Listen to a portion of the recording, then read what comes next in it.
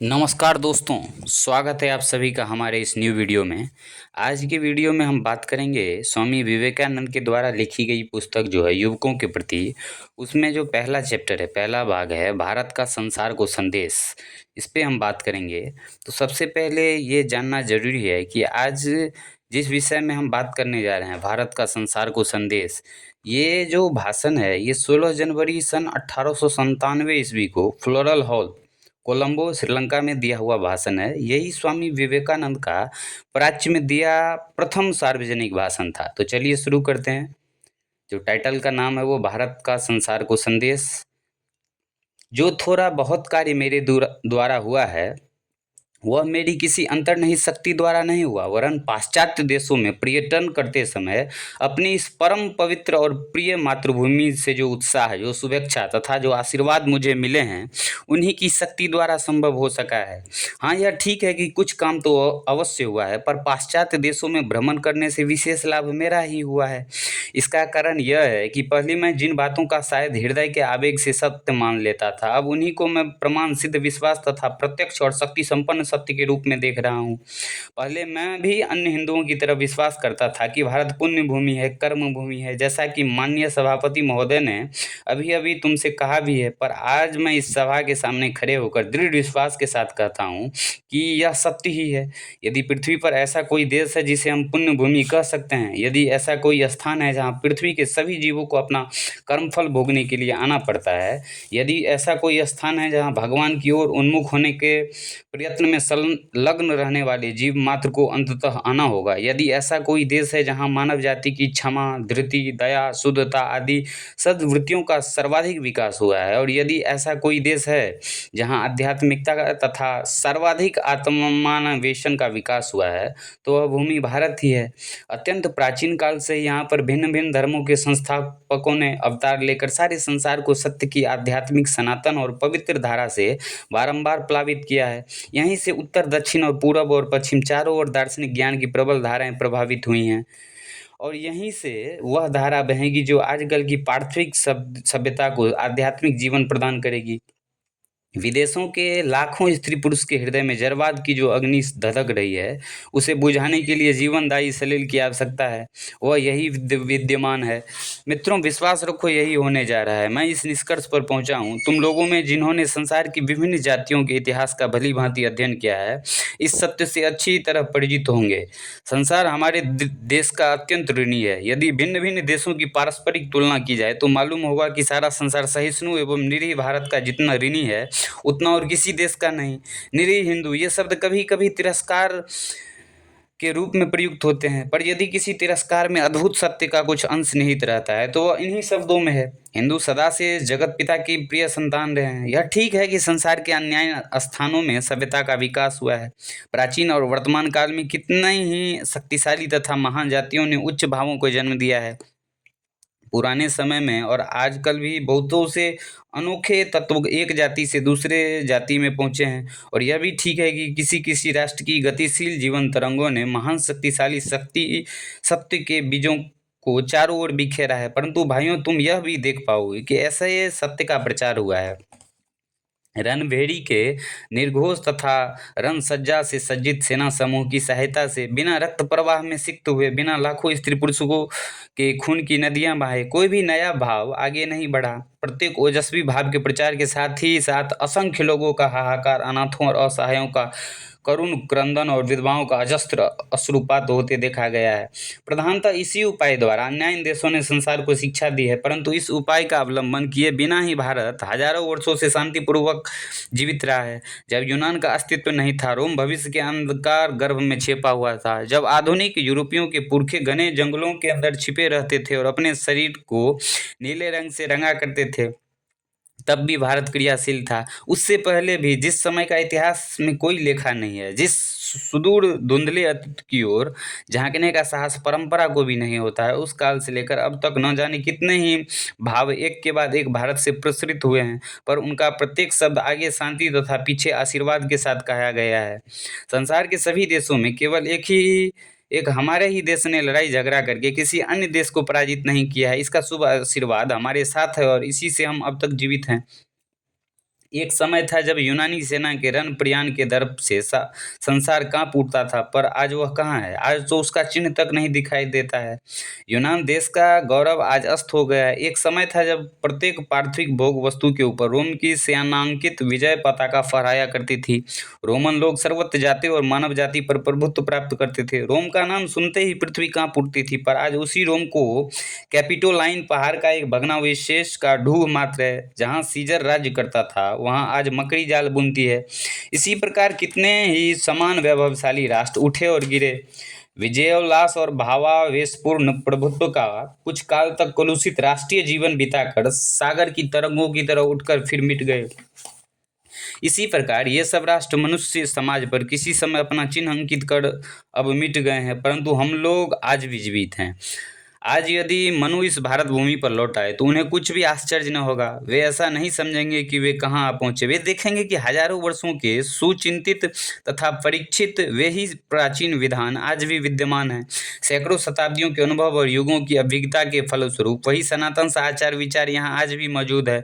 और जितने ही दिन बीतते जा रहे हैं, जितने ही दुख दुर्विपाक आते हैं उन पर और लगातार आघात करते करते उनसे केवल यही उद्देश्य सिद्ध होता है कि वे और भी मजबूत और भी अस्थायी रूप धारण करते जा रहे हैं। और यह खोजने के लिए इन सब का केंद्र कहाँ है? किस हृदय से रक्त संचार हो रहा है और हमारे राष्ट्रीय जीवन का मूल स्रोत क्या कहाँ है? तुम विश्वास रखो कि वह यहीं विद्यमान है। सारी दुनिया भ्रमण करने के बाद ही मैं यह कह रहा हूँ। अन्य राष्ट्रों के लिए धर्म संसार के अनेक कृत्यों में एक धंधा मात्र है। वहाँ राजनीति है, सामाजिक जीवन की सुख सुविधाएं हैं, धन तथा प्रभुत्व द्वारा जो कुछ प्राप्त हो सकता है और इंद्रियों को जिससे सुख मिलता है उस सब के पाने की चेष्टा भी है। इन सब विभिन्न जीवन व्यापारों के भीतर तथा भोग से निस्तेज हुई इंद्रियों को पुनः उत्तेजित करने के लिए उपकरणों की समस्त खोज के साथ वहाँ संभवतः थोड़ा बहुत धर्म कर्म भी है, परंतु यहाँ भारतवर्ष में मनुष्य की सारी चेष्टाएं धर्म के लिए है। धर्म ही जीवन का एकमात्र उपाय है। चीन जापान युद्ध हो चुका, पर तुम लोगों में कितने ऐसे व्यक्ति हैं जिन्हें इस युद्ध का हाल मालूम है? अगर जानते हैं तो बहुत कम लोग। पाश्चात्य देशों में जो जबरदस्त राजनीतिक तथा सामाजिक आंदोलन पाश्चात्य समाज को नए रूप में, नए सांचे में ढालने में प्रयत्नशील है, उनके विषय में तुम लोगों में से कितनी जानकारी है? यदि उनकी किसी को कुछ खबर है तो बहुत थोड़े आदमियों को। पर अमेरिका में एक विराट धर्म महासभा बुलाई गई थी और वहाँ एक हिंदू सन्यासी भी भेजा गया था। बड़े ही आश्चर्य का विषय है कि यह बात हर एक आदमी को, यहाँ के कुली मजदूरों तक को मालूम है। इसी से जाना जाता है कि हवा किस ओर चल रही है, राष्ट्रीय जीवन का मूल कहाँ पर है। पहले मैं पृथ्वी का परिभ्रमण करने वाले यात्रियों, विशेषतः विदेशियों द्वारा लिखी हुई पुस्तकों को पढ़ा करता था, जो प्राच्य देशों के जन समुदाय की अज्ञता पर खेद प्रकट करते थे। पर अब मैं समझता हूँ कि यह अंशतः सत्य है और साथ ही साथ अंशतः असत्य भी। इंग्लैंड, अमेरिका, फ्रांस, जर्मनी या जिस किसी देश के एक मामूली किसान को बुलाकर तुम पूछो तुम किस राजनीतिक दल के सदस्य हो, तो तुम देखोगे कि वह फौरन कहेगा मैं रेडिकल दल अथवा कंजर्वेटिव दल का सदस्य हूँ। और वह तुमको यह भी बता देगा कि वह अमुक व्यक्ति के लिए अपना मत देने वाला है। अमेरिका का किसान जानता है कि वह रिपब्लिक दल का है या डेमोक्रेटिक दल का। इतना ही नहीं, वरन यह रोपिस समस्या के विषय से भी कुछ कुछ अवगत है। पर यदि तुम उसको उसके धर्म के विषय में पूछे तो वह केवल कहेगा मैं गिरजाघर जाया करता हूँ और मेरा संबंध ईसाई धर्म की अमुक शाखा से है, कैथोलिक अथवा प्रोटेस्टेंट। वह केवल इतना जानता है और इसे पर्याप्त समझता है। दूसरी ओर किसी भारतवासी किसान से पूछो कि क्या वह राजनीति के विषय में कुछ जानता है, तो वो उत्तर देगा यह क्या है। वह समाजवादी आंदोलनों के संबंध में अथवा श्रम और पूंजी के पारस्परिक संबंध के विषय में तथा इसी तरह के अन्य विषयों की जरा भी जानकारी नहीं रखता। उसने जीवन में कभी इन बातों को सुना ही नहीं है। वह कठोर परिश्रम करके जीविकोपार्जन करता है। पर यदि उससे पूछा जाए तुम्हारा धर्म क्या है, तो वो अपने माथे पर का तिलक दिखाते हुए उत्तर देगा, देखो मित्र, मैंने इसका अपने माथे पर अंकित कर रखा है। धर्म के प्रश्न पर वह तुमको दो चार अच्छी बातें भी बता सकता है। यह बात मैंने अपने अनुभव के बल पर कह रहा हूँ और यह है हमारे राष्ट्र का जीवन। प्रत्येक मनुष्य में कोई न कोई विशेषता होती है। प्रत्येक व्यक्ति भिन्न भिन्न मार्गों से उन्नति की ओर अग्रसर होता है। हम कहते हैं पिछले अनंत जीवनों के कर्मों द्वारा मनुष्य का वर्तमान जीवन एक निश्चित मार्ग से चलता है, क्योंकि अतीत काल के कर्मों की समष्टि ही वर्तमान में प्रकट होती है और वर्तमान समय में हम जो कुछ कर्म कर रहे हैं हमारा भावी जीवन उसी के अनुसार गठित हो रहा है। इसीलिए देखने में आता है कि इस संसार में जो कोई आता है उसका एक न एक और विशेष झुकाव अवश्य होता है। इस ओर मानो उसे जाना ही पड़ेगा, मानो उस भाव का अवलंबन किए बिना वह जी ही नहीं सकता। यह बात जैसे व्यक्ति मात्र के लिए सत्य है, वैसे ही जाति के लिए भी। प्रत्येक जाति का भी उसी तरह किसी न किसी विशेष तरफ झुकाव हुआ करता है, मानो प्रत्येक जाति का एक एक विशेष जीवन उद्देश्य हुआ करता है। हर एक जाति को समस्त मानव जाति के जीवन को सर्वांग संपूर्ण बनाने के लिए किसी व्रत विशेष का पालन करना होता है। अपने व्रत विशेष को पूर्णतः संपन्न करने के लिए मानो हर एक जाति को उसका उद्यापन करना ही पड़ेगा।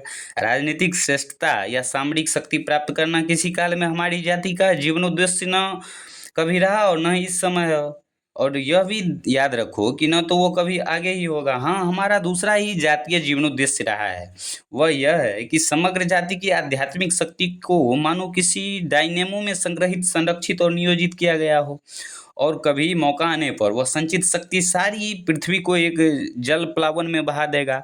जब कभी फारस, यूनान, रोम, अरब या इंग्लैंड वाले अपनी सेनाओं को लेकर दिग्विजय के लिए निकले और उन्होंने विभिन्न राष्ट्रों को एक सूत्र में ग्रथित किया है, तभी भारत के दर्शन और अध्यात्म नवनिर्मित मार्गों द्वारा संसार की जातियों की धमनियों में होकर प्रवाहित हुए हैं। समस्त मानवीय प्रगति में शांति प्रिय हिंदू जाति का भी कुछ अपना योगदान भी है, और आध्यात्मिक आलोक ही भारत का वह दान है। इस प्रकार इतिहास पढ़कर हम देखते हैं कि जब कभी अतीत में किसी प्रबल दिग्विजयी राष्ट्र ने संसार की अन्यायी जातियों को एक सूत्र में ग्रथित किया है, और भारत को उसके एकांत और शेष दुनिया से उसकी पृथकता से जिसमें बार बार रहने का वो अभ्यस्त रहा है, मानो निकालकर अन्यायी जातियों के साथ उसका सम्मेलन कराया है। जब कभी ऐसी घटना घटी है, तभी परिणाम स्वरूप भारतीय आध्यात्मिकता से सारा संसार आप्लावित हो गया है। 19वीं सदी के आरंभ में वेद के किसी एक साधारण से लैटिन अनुवाद को पढ़कर, जो अनुवाद किसी नवयुवक फ्रांसीसी द्वारा वेद के किसी पुराने फारसी अनुवाद से किया गया था, विख्यात जर्मन दार्शनिक शोपेनहावर ने कहा है, समस्त संसार में उपनिषद के समान हितकारी और उन्नायक अन्य कोई अध्ययन नहीं है। जीवन भर उसने मुझे शांति प्रदान की है और मरने पर भी वही मुझे शांति प्रदान करेगा। आगे चलकर वही जर्मन ऋषि यह भविष्यवाणी कर गए हैं, यूनानी साहित्य के पुनरुत्थान से संसार की चिंतन प्रणाली में जो क्रांति हुई थी, शीघ्र ही विचार जगत में उससे भी शक्तिशाली और दिगंत व्यापी क्रांति का विश्व साक्षी होने वाला है। आज उनकी यह भविष्यवाणी सत्य हो रही है। जो लोग आंखें खोले हुए हैं, जो पाश्चात्य जगत के विभिन्न राष्ट्रों के मनोभावों को समझते हैं, जो विचारशील हैं तथा जिन्होंने भिन्न भिन्न राष्ट्रों के विषय में विशेष रूप से अध्ययन किया है, वे देख पाएंगे कि भारतीय चिंतन के इस धीर और अविराम प्रवाह के सहारे संसार के भावों, व्यवहारों, पद्धतियों और साहित्य में कितना बड़ा परिवर्तन हो रहा है। हाँ, भारतीय प्रचार की अपनी विशेषता है। इस विषय में मैं तुम लोगों को पहले ही संकेत कर चुका हूँ।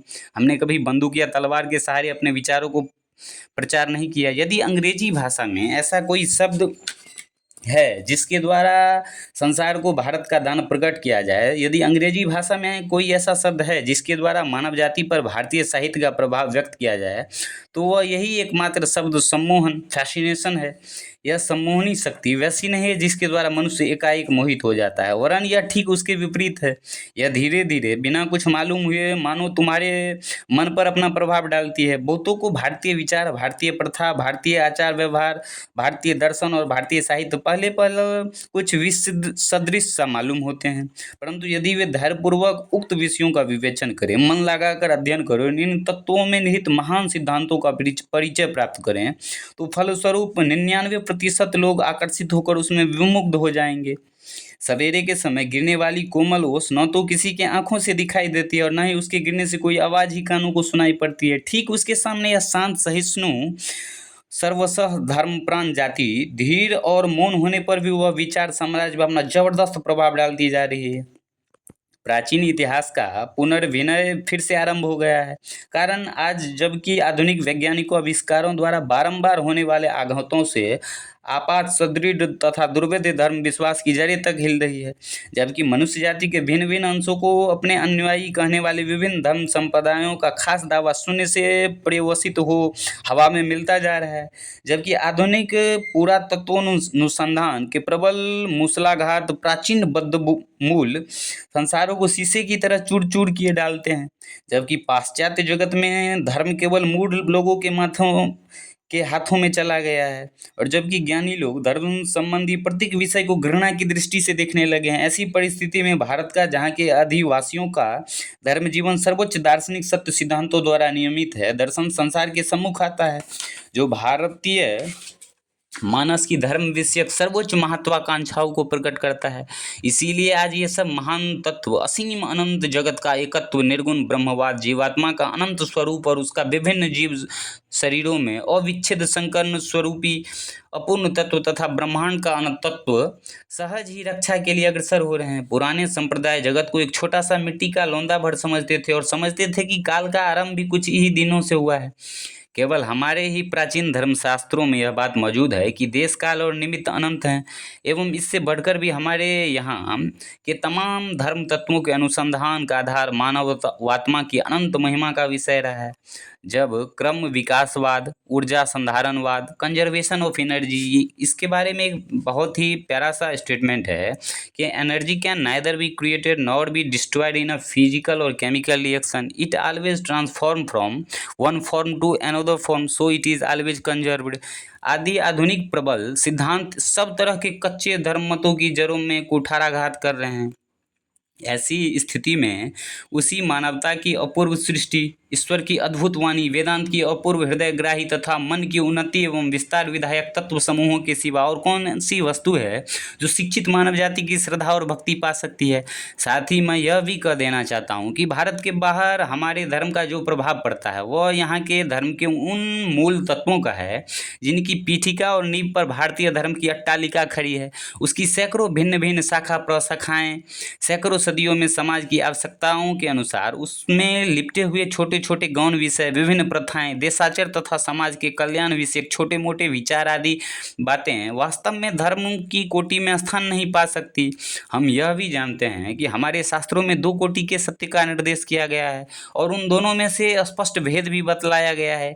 एक ऐसी कोटि जो सदा प्रतिष्ठित रहेगी, मनुष्य का स्वरूप, आत्मा का स्वरूप, ईश्वर के साथ जीवात्मा का संबंध, ईश्वर का स्वरूप, पूर्ण तत्व आदि पर प्रतिष्ठित होने के कारण जो चिरंतन सत्य है। और इसी प्रकार ब्रह्मांड विज्ञान के सिद्धांत सृष्टि का अनंत तत्व, अथवा यदि ठीक ठीक कहा जाए तो प्रक्षेपण का सिद्धांत और युग प्रवाह संबंधी अद्भुत नियम आदि शाश्वत सिद्धांत जो प्रकृति के सार्वभौम नियमों पर आधारित है, द्वितीय कोटि के तत्वों के अंतर्गत गौण नियमों का निरूपण किया गया है और उन्हीं के द्वारा हमारे दैनिक जीवन के कार्य संचालित होते हैं। इन गौण विषयों को श्रुति के अंतर्गत नहीं मान सकते, ये वास्तव में स्मृति के पुराणों के अंतर्गत हैं। इनके साथ पूर्वोक्त तत्व समूह का कोई संपर्क नहीं है। स्वयं हमारे राष्ट्र के अंदर भी यह सब बराबर परिवर्तित होते आए हैं। एक युग के लिए जो विधान है वह दूसरे युग के लिए नहीं होता। इस युग के बाद फिर जब कोई दूसरा युग आएगा तब इसको पुनः बदलना पड़ेगा। महामना ऋषिगण और विभूत होकर फिर देशे कालोपयोगी नए नए आचार विधानों का प्रवर्तन करेंगे। जीवात्मा, परमात्मा और ब्रह्मांड के इन समस्त अपूर्व, अनंत, उदात्त और व्यापक धारणाओं में निहित जो महान तत्व है वे भारत में ही उत्पन्न हुए हैं। केवल भारत ही ऐसा देश है जहाँ के लोगों ने अपने कबीले के छोटे छोटे देवताओं के लिए यह कहकर लड़ाई नहीं की है कि मेरा ईश्वर सच्चा है, तुम्हारा झूठा, आओ हम दोनों लड़कर इसका फैसला कर लें। छोटे छोटे देवताओं के लिए लड़कर फैसला करने की बात केवल यहाँ के लोगों के मुँह से कभी सुनाई नहीं दी। हमारे यहाँ के महान तत्व मनुष्य की अनंत प्रकृति पर प्रतिष्ठित होने के कारण हजारों वर्ष पहले के समान आज भी मानव जाति का कल्याण करने के लिए शक्ति रखते हैं। और जब तक यह पृथ्वी मौजूद रहेगी, जितने दिनों तक कर्मवाद रहेगा, जब तक हम लोग व्यष्टि जीवन के रूप में जन्म लेकर अपनी शक्ति द्वारा अपनी नियति का निर्माण करते रहेंगे, तब तक इनकी शक्ति इसी प्रकार विद्यमान रहेगी। सर्वोपरि अब मैं यह बताना चाहता हूँ कि भारत की संसार की कौन सी देन होगी यदि हम लोग विभिन्न जातियों के भीतर धर्म की उत्पत्ति और विकास की प्रणाली का पर्यवेक्षण करें, तो हम सर्वत्र यही देखेंगे कि पहले हर एक उपजाति के भिन्न भिन्न देवता थे। इन जातियों में यदि परस्पर कोई विशेष संबंध रहता है तो ऐसे भिन्न भिन्न देवताओं का एक साधारण नाम भी होता है। उदाहरणार्थ बेबीलोनियन देवता को ही ले लो। जब बेबीलोनियन लोग विभिन्न जातियों में विभक्त हुए थे तब उनके भिन्न भिन्न देवताओं का एक साधारण नाम था बाल। ठीक इसी प्रकार यहूदी जाति के भिन्न देवताओं का साधारण नाम मोलोक था। साथ ही तुम देखोगे कि कभी इन विभिन्न जातियों में कोई जाति के सबसे अधिक बलशालिनी हो उठती थी और उस जाति के लोग अपने राजा के अन्य सब जातियों के राजा स्वीकृत होने की मांग करते थे। इससे स्वभावतः यह होता था कि उस जाति के लोग अपने देवता को अन्य जातियों के देवता के रूप में भी प्रतिष्ठित करना चाहते थे। बेबीलोनियन लोग कहते थे कि बाल मेरोडक महानतम देवता है और दूसरे सभी देवता उससे निम्न। इसी प्रकार यहूदी लोगों के मोलोक याहे अन्य मोलोक देवताओं से श्रेष्ठ बताए जाते थे और इन प्रश्नों का निर्णय युद्ध द्वारा हुआ करता था। यह संघर्ष यहाँ भी विद्यमान था। प्रतिद्वंदी देवगन अपनी श्रेष्ठता के लिए परस्पर संघर्ष करते थे, परंतु भारत और समग्र संसार के सौभाग्य से इस अशांति और लड़ाई झगड़े के बीच में यहाँ एक वाणी उठी जिसने उद्घोष किया, एकं स्वद्विप्रा बहुधा वदंती, सत्ता एकमात्र है। पंडित लोग उसी एक के तरह तरह से वर्णन करते हैं। शिव विष्णु की अपेक्षा श्रेष्ठ नहीं है, अथवा विष्णु ही सब कुछ है, शिव कुछ नहीं है, ऐसी भी बात नहीं है। एक सत्ता कोई शिव, कोई विष्णु और कोई और ही किसी नाम से पुकारते हैं। नाम अलग अलग है पर वह एक ही है। इन्हीं सब कुछ बातों से भारत का समग्र इतिहास जाना जा सकता है। समग्र भारत का इतिहास जबरदस्त शक्ति के साथ ओजस्वी भाषा में उसी एक मूल सिद्धांत की पुनरुक्ति मात्र है। इस देश में यह सिद्धांत बार बार दोहराया गया है, यहाँ तक कि अंत में वो हमारी जाति के रक्त के साथ मिलकर एक हो गया है और इसकी धमनियों में प्रवाहित होने वाले रक्त के प्रत्येक बूंद के साथ मिल गया है। वह इस जीवन का एक अंग स्वरूप हो गया है। जिस उपादान से यह विशाल जातीय शरीर निर्मित हुआ है उसका वह अंश स्वरूप हो गया है। इस प्रकार यह देश दूसरे के धर्म के प्रति सहिष्णुता के एक अद्भुत लीला क्षेत्र के रूप में परिणत हो गया है। इसी कारण इस प्राचीन मातृभूमि में हमें सब धर्मों और संप्रदाय को सादर स्थान देने का अधिकार प्राप्त हुआ है। इस भारत में आपाततः एक दूसरे के विरोधी होने पर भी ऐसे बहुत से संप्रदाय हैं जो बिना किसी विरोध के स्थापित हैं, और इस अत्यंत विचित्र बात का एकमात्र यही कारण है कि संभव है कि तुम द्वैतवादी हो और मैं अद्वैतवादी। संभव है कि तुम अपने को भगवान का नित्य दास समझते हो और दूसरों को यह कहो कि मुझ में भगवान में कोई अंतर नहीं है, पर दोनों ही हिंदू हैं और सच्चे हिंदू हैं। यह कैसे संभव हो सका है? इस प्रश्न का उत्तर जानने के लिए उसी महावाक्य का स्मरण करो, एकं स्वद्वीपा बहुधा वदंती। मेरे स्वदेशवासी भाइयों, सबसे ऊपर यही महान सत्य हमें संसार को सिखाना होगा, और देशों के शिक्षित लोग भी नाक मुंह सिकोड़ कर हमारे धर्म को मूर्ति पूजक कहने तथा समझते हैं। मैंने स्वयं उन्हें ऐसा कहते देखा है, पर वे कभी स्थिर चित्त होकर यह नहीं सोचते कि उनका मस्तिष्क कैसे सुसंस्कारों से परिपूर्ण है। और आज भी सर्वत्र ऐसा ही है, ऐसा ही घोर सांप्रदायिकता है, मन में इतनी घोर संकीर्णता है। उनका अपना जो कुछ है, मन वही संसार में सबसे अधिक मूल्यवान है। धन देवता की पूजा और अर्थोपासना ही उसकी राय में सच्चा जीवन निर्वाह है। उनके पास यति किंचित संपत्ति है, वही मानो सब कुछ है और अन्य कुछ नहीं। अगर वे मिट्टी से कोई आसार वस्तु बना सकते हैं अथवा कोई यंत्र आविष्कृत कर सकते हैं तो और सब कुछ छोड़कर उन्हीं की प्रशंसा करनी चाहिए। संसार में शिक्षा और अध्ययन के इतने प्रचार के बावजूद सारी दुनिया की यही हालत है। इस जगत में अब भी असली शिक्षा की आवश्यकता है, और सभ्यता, सच पूछो तो सभ्यता का अभी तक कहीं आरंभ भी नहीं हुआ है। मनुष्य जाति में अब भी 99.9% लोग प्रायः जंगली अवस्था में ही पड़े हुए हैं। हम इस विषय में पुस्तकों में भले ही पढ़ते हो, हम धार्मिक सहिष्णुता के बारे में सुनते हो तथा इसी प्रकार की अन्य बातें भी हो, किंतु मैं अपने अनुभव के आधार पर कहता हूँ कि संसार में ये भाव बहुत अल्प मात्रा में विद्यमान है। 99% मनुष्य इस बात को मन में स्थान तक नहीं देते हैं। संसार के जिस किसी देश में मैं गया, वहीं मैंने देखा कि अब भी दूसरे धर्मों के अनुयायियों पर घोर अत्याचार जारी है। कुछ भी नया सीखने के विरुद्ध आज भी वही पुरानी आपत्तियां उठाई जाती हैं। संसार में दूसरों के धर्म के प्रति सहिष्णुता का यदि थोड़ा बहुत भाव आज भी कहीं विद्यमान है, यदि धर्म भाव से कुछ भी सहानुभूति कहीं है, तो वह कार्यतः यहीं इसी आर्यभूमि में है और कहीं नहीं। उसी प्रकार यह सिर्फ यही है कि हम भारतवासी मुसलमानों के लिए मस्जिदें और ईसाइयों के लिए गिरजाघर भी बनवा देते हैं, और कोई कहीं नहीं ऐसा है। यदि तुम दूसरे देशों में जाकर मुसलमानों से अथवा अन्य कोई धर्मावलंबियों से अपने लिए एक मंदिर बनवाने को कहो, तो फिर तुम देखोगे कि तुम्हें क्या सहायता मिलती है। सहायता का तो प्रश्न ही किया, वे तुम्हारे मंदिरों को और हो सका तो तुमको भी विनिष्ट कर देने की कोशिश करेंगे। इसी से संसार को अब भी इस महान शिक्षा की विशेष आवश्यकता है। संसार को भारतवर्ष से दूसरों के धर्म के प्रति सहिष्णुता के ही नहीं, दूसरों के धर्म के साथ सहानुभूति रखने की भी शिक्षा ग्रहण करनी होगी। इसको महिमना स्रोत में भली भांति व्यक्त किया गया है। हे शिव, जिस प्रकार विभिन्न नदियाँ विभिन्न पर्वतों से निकलकर सरल तथा वक्र गति से प्रवाहित होती हुई अंततः समुद्र में ही मिल जाती हैं, उसी प्रकार अपनी विभिन्न प्रवृत्तियों के कारण जिन विभिन्न मार्गों को लोग ग्रहण करते हैं, सरल या वक्र रूप में विभिन्न लगने पर भी वे सभी तुम तक ही पहुँचाते हैं। यद्यपि लोग भिन्न भिन्न मार्गों से चल रहे हैं, तथापि सब लोग एक ही स्थान की ओर जा रहे हैं। कोई जरा घूम फिर कर टेढ़ी राह से चलता है और कोई एकदम सीधी राह से, पर अंततः वे सब उस एक प्रभु के पास आएंगे। तुम्हारी शिव भक्ति तभी संपूर्ण होगी जब तुम सर्वत्र शिव को ही देखोगी, केवल शिवलिंग में ही नहीं। वे ही यथार्थ में साधु हैं, वे ही सच्चे हरि भक्त हैं जो हरि को सब जीवों में सब भूतों में देखा करते हैं। यदि तुम शिव जी के यथार्थ भक्त हो तो तुम्हें उनको सब जीवों में तथा सब भूतों में देखना चाहिए, चाहे जिस नाम से अथवा चाहे जिस रूप में उनकी उपासना क्यों न की जाए। तुम्हें समझना होगा कि उन्हीं की पूजा की जा रही है, चाहे कोई काबा की ओर मुंह करके घुटने टेक कर उपासना करे या गिरजाघर में अथवा बौद्ध मंदिर में ही करे।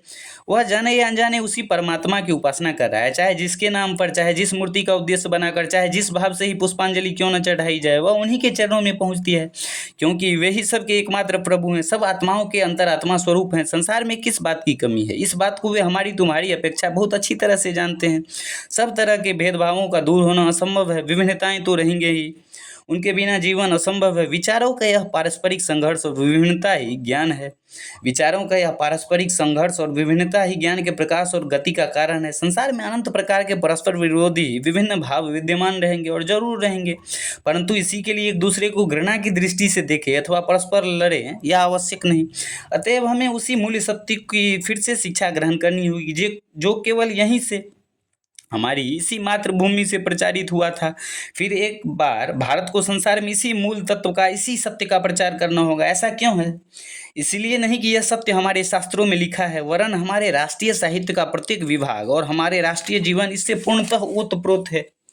यहीं और केवल यहीं दैनिक जीवन में इसका अनुष्ठान होता है, और कोई भी व्यक्ति जिसकी आंखें खुली है यह स्वीकार करेगा कि यहाँ के सिवा और कहीं भी इसका अभ्यास नहीं किया जाता। इसी भाव से हमें यह धर्म की शिक्षा देनी होगी।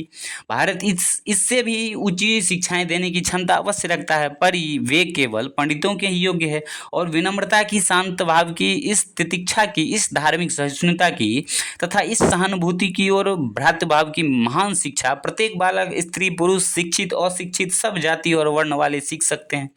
तुमको अनेक नामों से पुकारा जाता है, पर तुम एक हो, एकं स्वदीप्ता बहुधा वदन्ति। तो चलिए, आज का हमारा वीडियो यहीं तक था। फिर कल मिलेंगे किसी न्यू वीडियो के साथ। तब तक के लिए इतना ही। Thanks for watching.